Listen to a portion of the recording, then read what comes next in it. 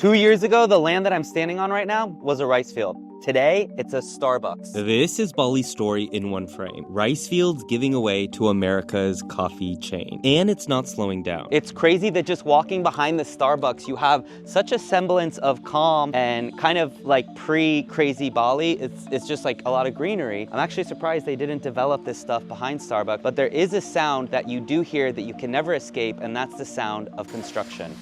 Tourism makes up to 70% of Bali's economy. I think it's really good, especially for Bali, because the main income for Balinese and Indonesian in Bali is tourism, so it's really good for us. It helped locals ditch farming and then get jobs in tourism. But today the cost of living for locals is surging like crazy. Construction everywhere, hotels, cafes, yoga studios, all promising comfort for visitors, but straining resources for locals. It's crazy to compare Google Maps to where I'm standing right now a couple years ago versus now. Right now, just in the past year, you have a sandwich place, a Pilates studio, these fashion boutiques, and then over here you have a matcha cafe, a surf cafe. They have coffee and matcha, and then another boutique. And this is where a billionaire is now developing an entire city. Now, a brand new creative city is being built in a way that could reshape the island's future. Yeah, good business, my friend. Bali is very beautiful, yeah? Motorbike transport for tourists,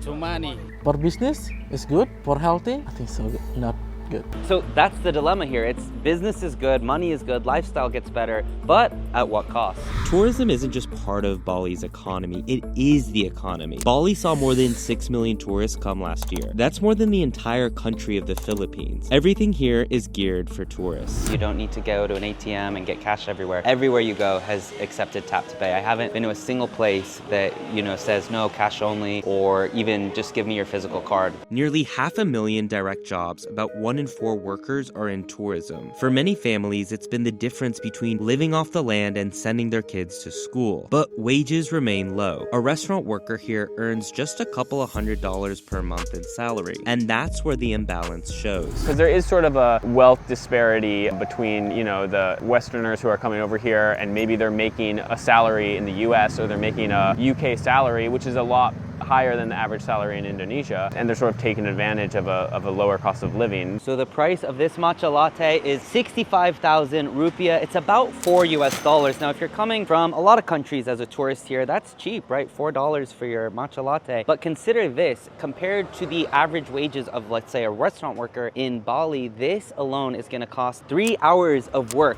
3 hours of your salary just to afford a cup of a matcha latte here. 3 hours of work for 1 cup of tea? Yeah, that's why you rarely see locals at most of these establishments. What happens when prices of things like this are so expensive? Well, naturally, it's gonna have a domino effect on housing, on restaurants. It literally could price you out of your own neighborhood as a local. I mean, now the prices are going crazy. So where do locals eat? So the price to eat lunch here is 20,000 rupiah. That's gonna be about $1.20. And that's about 1 hour of work, which sounds much more in line with, the wages here. So across the street, there's a luxury gym here in Bali, and the price to go to that gym is about $200 a month, or a day pass can set you back $30 for a day. So you're starting to see the contrast here. The contrast isn't just in what people can afford, it's also who owns the businesses. The issue here though is the vast majority of the businesses that are opening here are owned by foreigners, not by local. This is a warung, a traditional Indonesian style restaurant, but it's owned by a foreigner and it caters to foreigners, and obviously the prices are going to be way higher than a normal warung. We just opened 1 week ago. The owner is from the Holland. For locals, this all means jobs exist, but profits often flow out of Bali. I've heard that opening a business here is quite profitable, but I always wondered, how on earth is it profitable? Because I can just eat lunch or dinner for $7 or $8. How on earth could this be so profitable? But the answer is because the cost to operate is so little. The developments here has been crazy. The prices just surge. I don't know if it's good for locals like me to buy a land. It's just everything is in USD, and we still earn IDR, right? This island wasn't built for this kind of pressure. Roads once meant for villages now carry endless streams of cars and scooters. Waste management struggles to keep up with the thousands of tons of trash produced daily. Fresh water once feeding rice paddies is being diverted to villas and hotels. But one of the biggest questions here is, can the infrastructure here support the tourism? And so far, we're seeing signs of all of this cracking.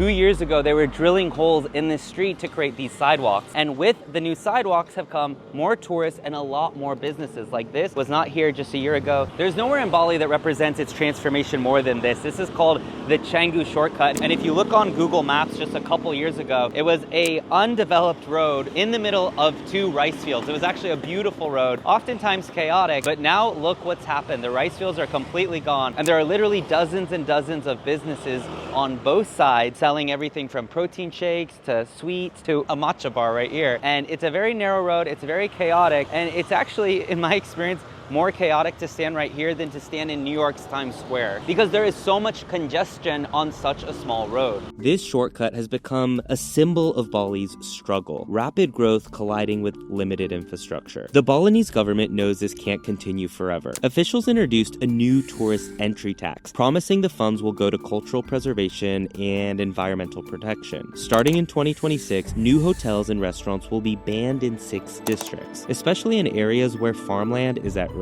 Other plans include stricter zoning enforcement, so development is limited to legal zones and green areas are preserved. And one long-standing rule has helped Bali avoid turning into a place with a lot of skyscrapers. One thing that is a positive and sort of limits construction here is that the rule traditionally in Bali has been that you're not allowed to build higher than the nearest coconut tree, which is often limiting you to 2, maybe 3 stories. Bali isn't the first to wrestle with over-tourism. Venice introduced an entry fee to limit day trippers. Barcelona placed caps on new hotels in the city center. Thailand even shut down entire islands like Maya Bay to let coral reefs recover. Each of these places show both the promise but also the challenge of regulating paradise. Too little action and the environment collapses. Too much and the economy suffers. Bali is trying to learn from them, but the balance here is even more delicate because tourism is not just a part of the economy here, it's the foundation. I chose to be at this exact area because it really reminds me of something you would see in like Los Angeles or Sydney. You know, if you go to Kyoto, I find that they do a really good job of preserving the look and feel of what Kyoto looks like. But here in a square like this, like again, it's cool, it's fun, it's great for tourists, but it's not Bali, right? It doesn't feel Bali at all. So many rice fields and Balinese culture,